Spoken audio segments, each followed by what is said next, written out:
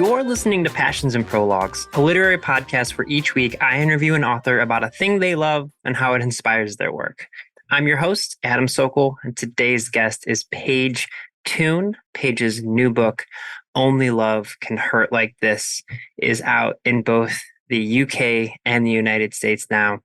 Paige is an internationally best-selling author whose books have sold millions of copies all around the world. And while we do get into that in this discussion, the first thing we talk about is her joy of going on road trips to see bands all across the UK. We open with a discussion about her last few trips going to the Netherlands, and it is super fascinating to hear her talk about it.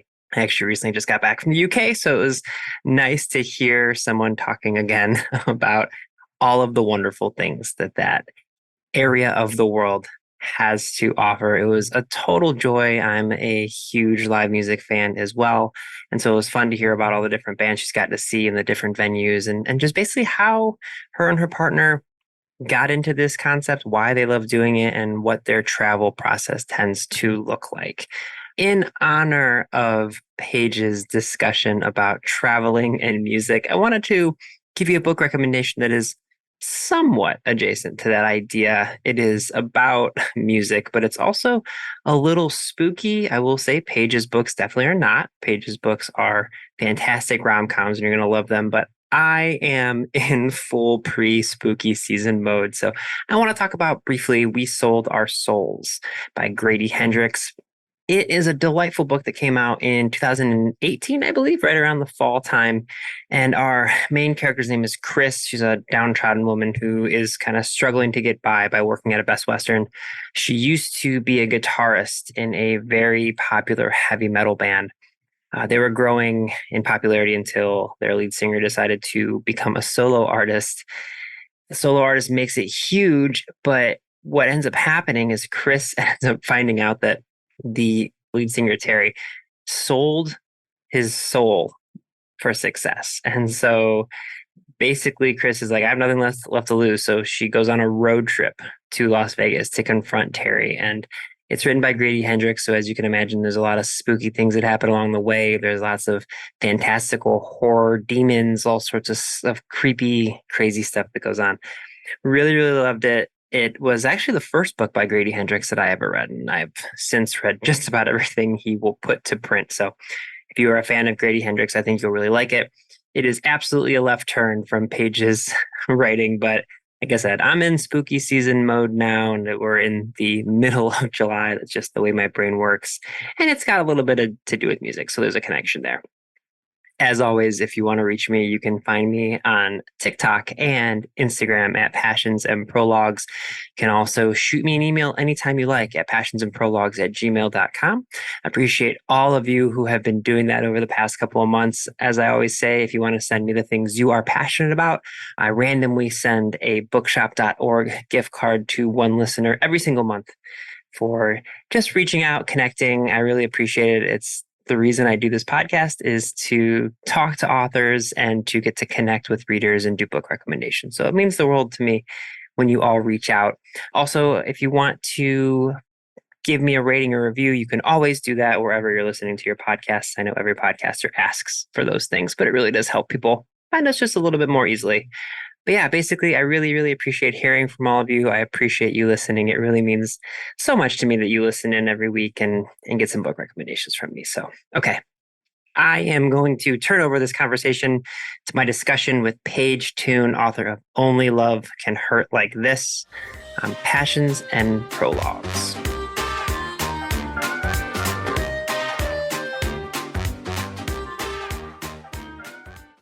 Women's Running Stories, where we explore the intersection between running and life. Because every woman who is committed to a running journey has a story to tell, and this is where you'll find those stories. I am host and producer Cherie Louise Turner. I'm a 53-year-old runner, and together with original music by musician and runner Cormac O'Regan, we bring these inspirational stories to life. Please join us to fuel your adventures.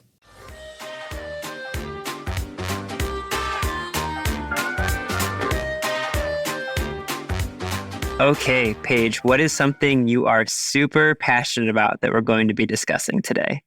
One of my favorite things to do is to drive to Europe from the UK and go and see bands in European locations.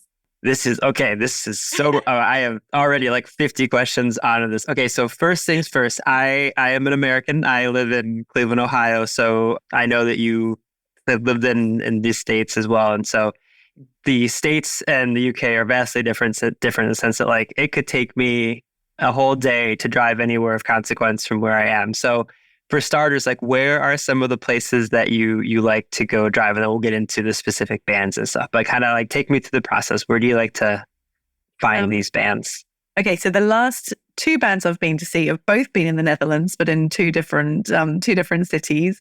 Went to Utrecht back in November to see Woodkid, which was just amazing. It was he's so incredible live. And then we went to see Wolf Alice, which is one of my absolute favorite bands. And we went to Nijmegen, which is a city that I'd never really heard of until we went there. But the joy of getting to go and see them in these smaller cities, for a start, it's lovely to kind of like go and hang out with fellow Europeans, and, just go out with a different crowd. But also, you get to go and see bands that would like sell out major venues in the UK. And, get to see them in smaller venues. So another one of my absolute favorites was Catfish and the Bottlemen, where we saw her in Amsterdam. So, okay, so it's a lot of Netherlands driving. So first off, how far, because I am a woefully uninformed American, how far of the drive for you is it from where you're at in the UK to, let's say, to the Netherlands, for example? So it tends to it can be about 8 hours from where I leave home, because it's a couple of hours to drive down to the Eurostar, the Eurotunnel, and get across to Europe, to France. And then it's just, it kind of depends on traffic. And quite often we go and see them on a Friday, and then you end up stuck in sort of Friday evening traffic and only just making it in time for a quick drink before. This is my husband and I, we do this together. But yeah, it's just absolute favorite thing. So when did you discover this was something? Because 8 hours, like that is, I have in the not too distant past, like in the last few months, I've driven like 3 hours both ways in a day to go see various bands that I love. And like, even that was kind of pushing a little bit when it's like, 2 a.m. and you're still driving. You're like, okay, it was a great concert, but boy, am I exhausted. So when did you guys decide this was something you wanted to do to see these bands that you love so much? So I think it started with the Wombats, who we were like, I was just loving their music at the time. I remember writing some books, just listening to their second album and, just loving almost every single song on the album, which is quite rare, I think, to find a band that you love every song. And I think it might have been approaching, one of my, like a big birthday. And I said to my husband, they're playing in Amsterdam. And he just decided that he'd take me there for my birthday, and we'd go and like have a mini break, and his parents looked after our kids, and that was really, really fun. And then just to sort of go, I think it's really like we love doing mini breaks in Europe anyway. We sort of trying to get over there and sort of see different cultures. But it's just such a fun thing to do. So is that like sort of like 8 hours? Is that as far as you've gone, or have you driven further than that to see bands? I think that's probably about the longest that we've ever done. But we've also we've been to Copenhagen and Sweden, and that's flying there. You have to jump on a plane to go and do that sort of thing. In fact, I think the first time we went to Amsterdam, we did fly, go and see them. But now I really love long car journeys. I think it's since we got a camper van as well. We don't go in the camper van necessarily, like we have done that too. But it just, when you're in that mindset that you're going and traveling and seeing all these amazing sights and just taking your time to get there, it's just something I've really started enjoying more in later years. Whereas when I was younger, it was all about just getting there. The holiday starts once you're actually there. But now we'll kind of like take the scenic route. No, I love this so much because where I live, and I like to joke, Ohio is like 3 cities in corn. Like it's not true, but it's not true. I live in Cleveland, Ohio. There's Columbus and Cincinnati, and then the rest of it is just a big giant cornfield. And then depending on where in the Midwest I wanted to travel, it's mostly corn. I'm seeing mostly corn for like 4 hours in any direction. And so to me, I have to go pretty far to see different examples of different culture. I can stop in small cities and things like that. But for you, I have to imagine like because the traveling around Europe, everything is so close by comparison for me anyway. I have to imagine you are truly seeing like different cultures and different locations in a relatively short time frame. Is that right? That is the most incredible thing is, that you can literally like drive for a couple of hours and be in another country. And then I just find Europe absolutely astonishing that everywhere you go, you just cross over a boundary and, suddenly everybody's speaking a different language, the architecture's different, or the food is different. It's just insane, to just be driving like 100 meters across a border and suddenly everything is different. I remember, for our honeymoon, my husband and I, we did like this drive. We went, started off in Austria and kind of like did like a drive across Germany and we touched into Switzerland and, sort of went to a few different places. And it is honestly just nuts to cross over a river and suddenly the houses look different. And, it's exciting.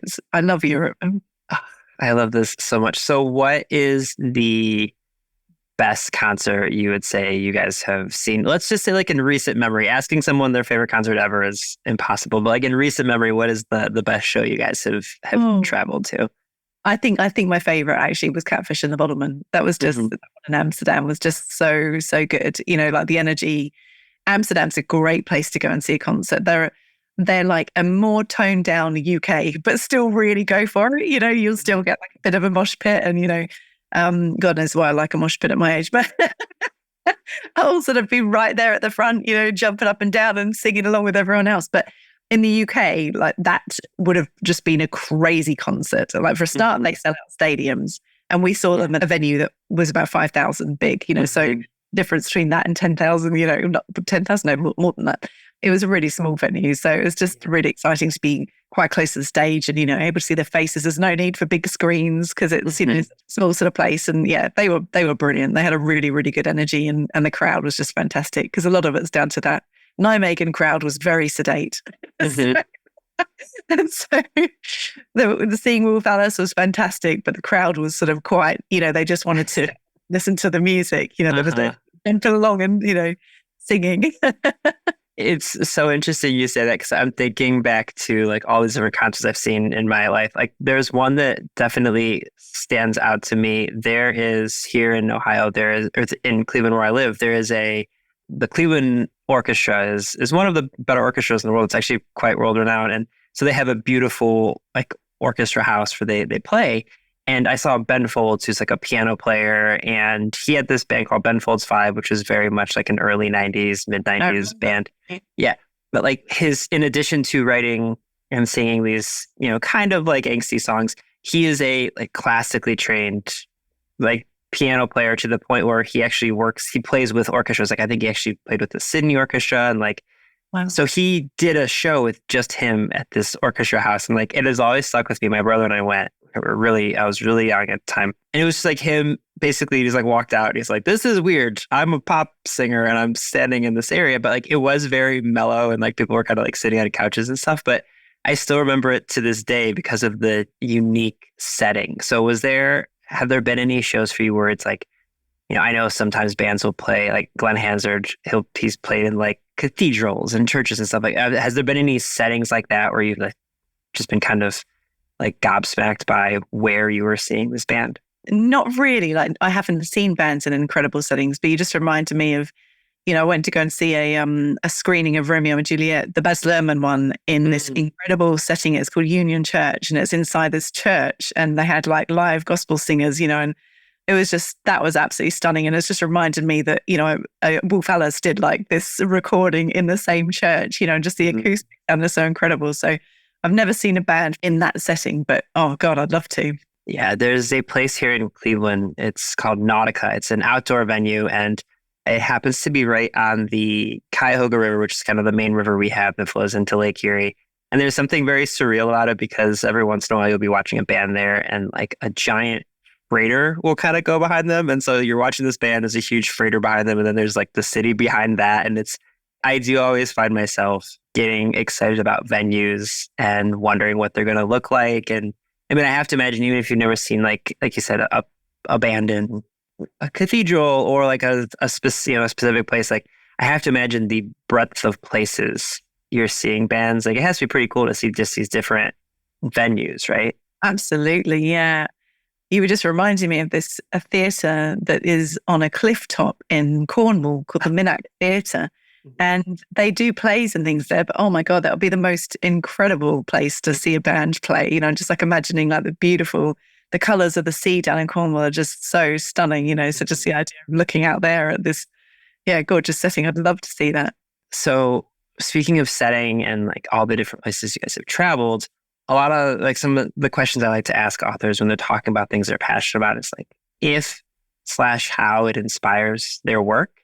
And so how would you say all these traveling to see these different musicians, has it inspired the way that you write your stories, whether it's different settings or different types of people? Like, would you say that any of this is sort of baked into the way that you write?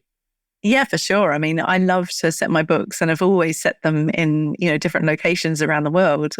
And so, if ever I'm going to a new place, then I often write it in. Like I remember going to Amsterdam and writing it into my book the minute I saw you, just because I'd been there and I wanted to talk about, the canals and, have him live in like a studio sort of apartment and stuff like that. So definitely like travel for me is a really big thing it's a hobby, but it's also, I love to incorporate real places into my books. I think it's, to be able to write from experience and to write like what you're seeing and imagine that your heroine or, one of your main characters is actually sitting in that situation and experiencing the same thing. I try to incorporate that as much as I possibly can. And then I write to music, like music is really, really important to me too. Like I know a lot of authors can't write when they're listening to anything, they have to be, whereas I will kind of like find playlists and, sort of put together playlists that inspire me and, have like an emotional playlist that I'm playing when I'm writing like a really sad section or, something like that, or an upbeat playlist because they've gone to a bar, and I'm kind of wanting to imagine the sort of music they might be playing on the stereo. So I always incorporate music into my books. Well, so here's an important question about this because I like you. I also write to music and I've had lots of people tell me they do the same. But here's an important question about that.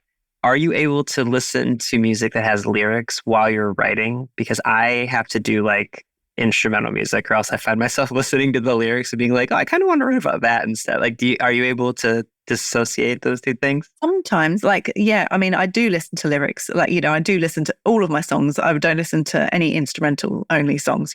Sometimes it will be too invasive and I might have to switch it off, or I might have to switch it to, a different type of artist, who, isn't so strong with their lyrics. I've got like what I called like a chilled writing playlist, which has kind of got things like Birdie and, it does have like Taylor Swift and Lana Del Rey that like they write incredible lyrics, but there's just something about some of their music that, I can kind of, just lose myself in the sound of it, But then lyrics sometimes really inspire me. And in fact, like Only Love Can Hurt Like This, that's inspired by the song by Paloma Faith. The actual title came from the song. And I just remember, that song was on my writing playlist. I listened to it, occasionally. And a couple of years ago, I just thought that would make a brilliant title for a book.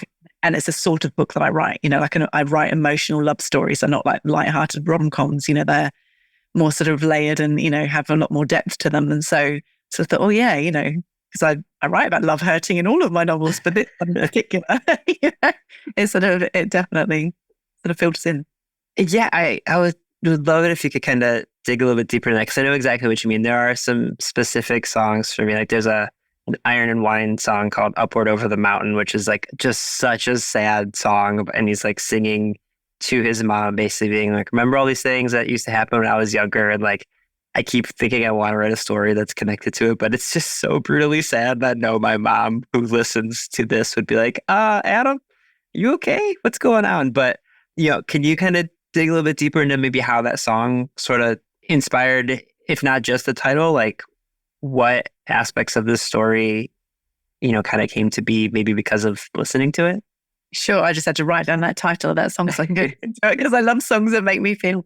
Yeah. So when I came up with the idea for the book, I think by that point, I'd already had this idea for this kind of this twist, this earth-shattering secret that is the reason why my two characters can't be apart. Like I love a forbidden love story or a love story. Those are my absolute favorites. And so, in this book, Ren meets Anders, there's, definitely chemistry there, and she really fancies him, but he's keeping her at arm's length, and he's still grieving, the loss of his wife 4.5 years ago. And so, there's this whole sort of push and pull thing there. And then you find out the real reason why he's been keeping her at arm's length. And, that's like this kind of really emotional, heartbreaking, sort of impossible situation that they need to get through. But with the title, I just had, I had this title in my head the whole time. And, and it feeds through with the Ren's, situations, my main character, like the opening few pages are her witnessing the moment that her fiance realizes that he's in love with somebody else. Mm-hmm. So that's very, very painful and really heartbreaking. And then she goes 3 months later, we pick up with her again, and she's on her way to Indiana to spend time with her dad. And her dad left her mother and Ren when, Ren was only about 5-6 years old because he was having an affair and got this other woman pregnant. And, so Ren has a sort of a half sister and a stepmom who live in America. And she hardly sees her dad, maybe just a couple of weeks a year. And so he doesn't really know her that well, and she doesn't really know him. And so that relationship, was also, a cause of pain, and the way that she kind of gets to know her family over the course of the novel. And then, my main male character, Anders, he has an older brother, Jonas, who is a farmer, and he's struggling with his mental health, which is really common with farmers as a profession. And Anders comes home to spend the summer kind of with his brother because he cares so much about his brother. And then there's this whole sort of, secret that, that Anders has. And he's so duty bound and so honor bound, that again has put him in a really, really difficult position. And it's all, related to love. And, so yeah, Only Love Can Hurt Like This it could not be a more apt title. I don't think for any of my books.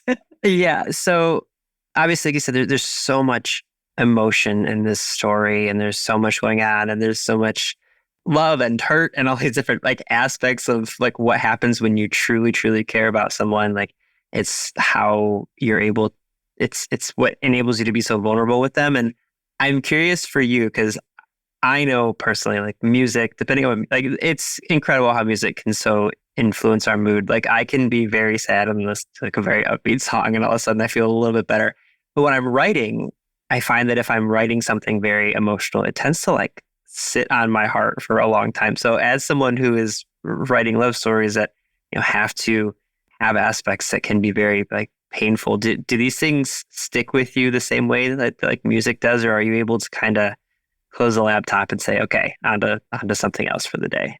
No, they stick with me. I mean, I do have to a certain point, shut them out when I go back inside. I work from the camper van at the end of my garden, and but when I come in, I'm mum again, so, but it's hard, sometimes I will feel a bit melancholic because it's still, I'm thinking about the story, and I find it hard to go back to the places that I've written about without thinking about the story and like living the story again, and some of the more heartfelt moments that take place there. Like the book that I've just written, which will come out next year, is set in Cornwall. And, I've written this, it's like an epic love story that takes place over several years. And, it's 2 love stories. And just that was so painful and so emotional to write. Like there's this whole, when you're writing about, it's a love triangle effectively. So someone's going to get hurt, and there's just so many levels of depth to that one that it just absolutely broke my heart. And I'm going back to this place in Cornwall in October, and I know I'm going to find it quite hard to be there because I'm going to be feeling like my characters are there. They feel so real to me. Like I'm inside their head, living what they're living and experiencing all of those emotions with them. Like I bawl my eyes out when I'm writing. If I'm writing a sad sort of moment or a sad, scene, I'm literally there like with dozens of tissues, sort of sobbing my heart out, and just feeling everything, But that's what I love about writing. It takes me on this journey, this emotional journey. And so it's, I guess it's quite cathartic. You took the word right out of my mouth. That's the word I always talk about is catharsis for things. But like, the reason I asked if it's able to stick with you, so for people who may not realize, like, you have been basically releasing like a book a year since like the early 2000s, right? Like you are kind of a machine at this point where it's like, okay, you're going to have a book come out and like, and, these stories that you write, like you said, there's so much emotion in them. And I'm just like, I just am so not only like impressed, but just like curious as a person who struggles with mental health and talks to my therapist all the time. Like, I have to imagine it can be a little challenging to like feel not only the emotions of the stories you're writing, but like the pressure to have a new one out every single year. Like, is that something that you wrestle with, or does it help for you to be able to write and like release a story every single year, kind of like clockwork like that? I have to say, like, I mean, I love writing. Like, I feel like the luckiest person in the world to be doing the job that I'm doing, because I absolutely love getting lost in the story. Mm-hmm. But the thing is, I tend to write my books very quickly. I have like I sort of start writing in the autumn. I don't even start writing until 3 months before my deadline. Like, I won't kind of like start writing. So the rest of the other 9 months of the year, I'm doing research. I'm just thinking about it. I'm editing the book that I've just written, And so I have to let that book go first before I can start thinking about my next one. And so I've just written a really, really emotional book, which comes out next year. And I'm still in the editing process with that. And I can't fully engage yet with the book that I'm going to start writing in September, because I'm still, too caught up in the one before. But it'll happen this summer. Like this summer, I just kind of trust in the process. I don't try and, I don't try and write a book over a course of a year, because I'd feel depressed. I really would feel quite blue if it wasn't feeling it. And then, but I tend to write, and I do a load of research for my novels. And that's when the story will kind of, basically, by the time I come to write it, it's really clear inside my head. And the first 20 to 40,000, every word, I have to think about most of the words that come out. But from 40,000 onwards, like in that last month, it just flies out of me. Like, you cannot keep me away from my computer. It's just, it's just about getting it out, and it's all structured already. I know how it's going to end and, what's going to happen. And so I guess kind of writing quick like that, but also, like, especially like I say, with this last one I've written that's really emotional, I wrote most of it in the last 2 weeks and I think it was because I knew that the pain was going to come. And so I was so immersed. I was like waking up at 2:30 in the morning and like sitting down working by 3, and sometimes going to bed at midnight for 2 weeks. And that's just not sustainable over any length of time. But I think that's, so I write quickly, but I'm immersed for a short amount of time, and then I'm fully in it, and then I hope that comes off, when the readers are reading it, they can kind of like be fully in it for those couple of days. Oh my gosh. Okay. So logically, what you just described is your process makes a lot of sense. And from a logical standpoint, like, okay, and you're doing all this research, you're cleaning up the other book, then you kind of clear your mind and write the next one. But as someone who also writes, that is an incredible process to sustain. Like, that is truly amazing that you're able to do that every single year. And wow, this isn't even a question. I'm just blown away that you're able to that you're able to sustain that. That is really like, do you have to, you mentioned like, you do a ton of research, and then you said kind of like this summer, you'll sort of, I guess, flip the switch one way or the, kind of stop thinking about this and just sort of look to the new story that you're going to write. But like, I have to imagine you at least give yourself some time away from thinking about words all the time, right? Like, you have to take some time off where you're not thinking about one versus the other. Or am I totally off base there? Yeah, no, you're right. Because, like when my kids are at home, I am mum, like I'm a really hands-on mum, like and I also find that I can't write in the summer. Like, my head just feels really foggy, even go back to school and like doing exams and stuff, like my brain just feels like cotton wool, I don't cope well. I only really sort of function in like cooler weather for some weird reason. And so in the summer, like this summer, I'll just be publicizing Only Love Can Hurt Like This. And then I'll focus on my research, because that's something that you don't have to think too hard about. And then I'll have the 6 weeks of the school holidays off, and I'll just be going on holiday with my family. And, my husband and I are actually driving down to Portugal, and that's going to take us, my parents are flying the kids down. And so we're going to just take like 4 or 5 days just driving down. And I often come up with ideas on long car journeys when all I'm doing, or I come up with ideas when I'm walking. I'm out walking and I'm listening to music.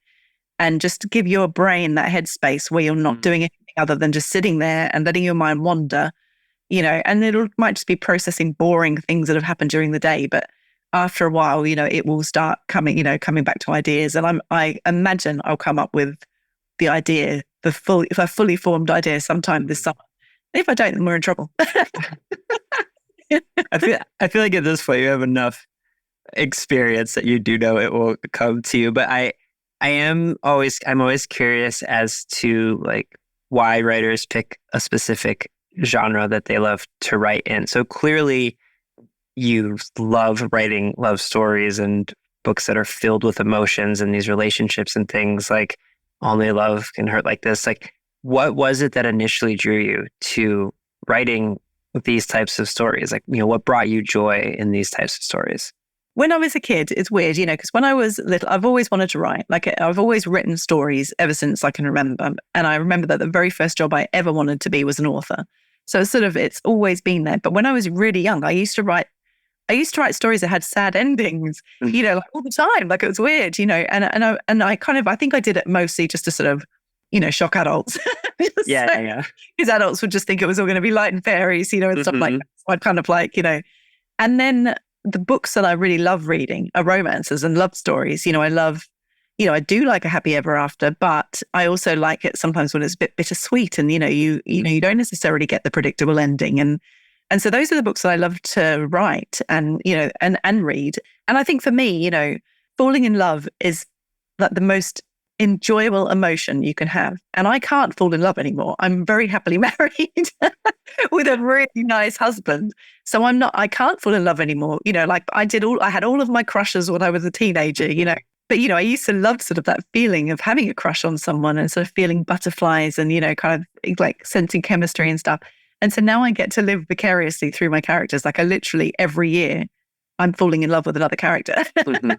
And he doesn't exist. So it's okay. I'm not doing anything wrong. But, it does kind of amaze me when I think about it, like 20 books. And some of them have got more than one male love interest who, it really could have gone either way. Certainly like the book that comes out next year, like there are two very, very strong male love interests, Yeah.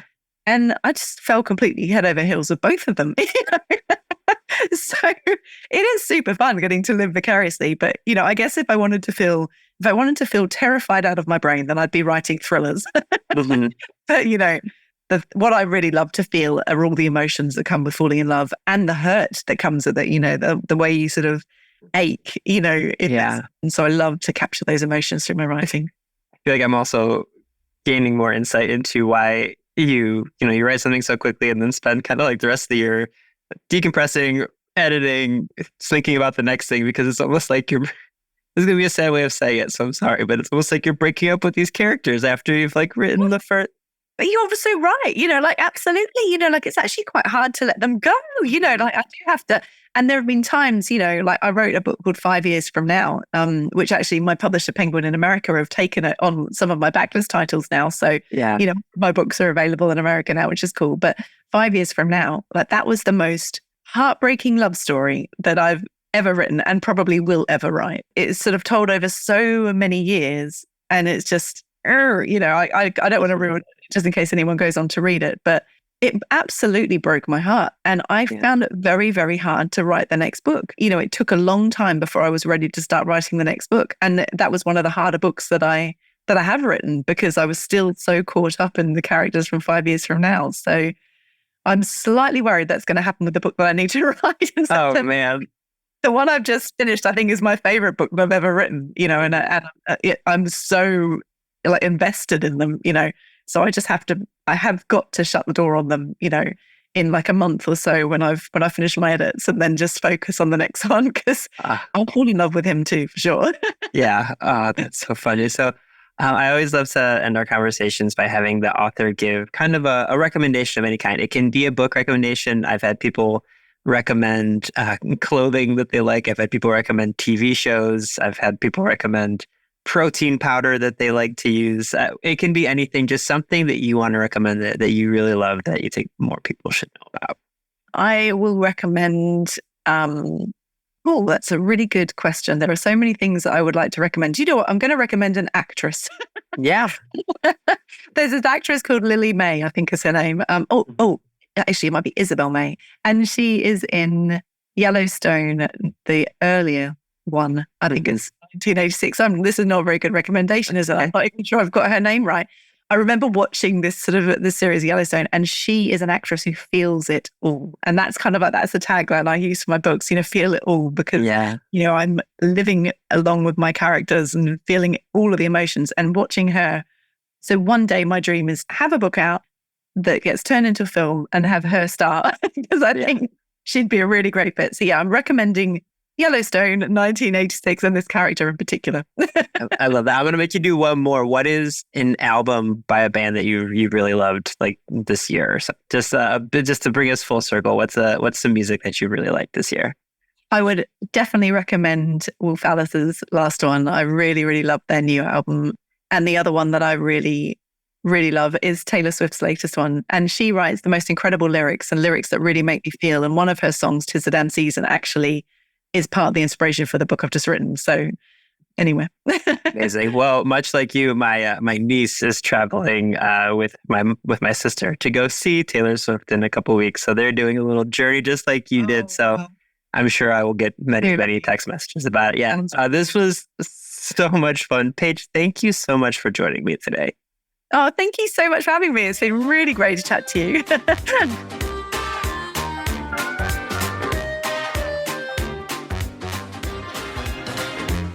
Passions and Prologues is proud to be an evergreen podcast and was created by Adam Sokol. It was produced by Adam Sokol and Sean Rule Hoffman. And if you are interested in this podcast and any other evergreen podcast, you can go to evergreenpodcast.com to discover all the different stories we have to tell.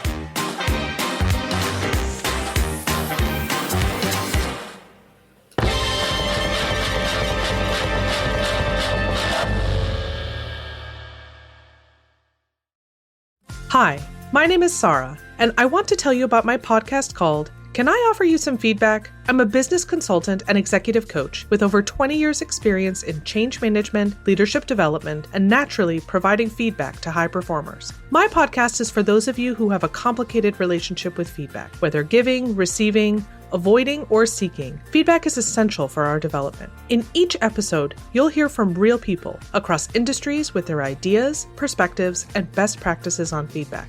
I'll also be sharing business bites with you, simple explanations of organizational tools, management techniques, and leadership philosophies that will help you and your businesses thrive. You can listen to Can I Offer You Some Feedback on your favorite podcast app or learn more at evergreenpodcasts.com.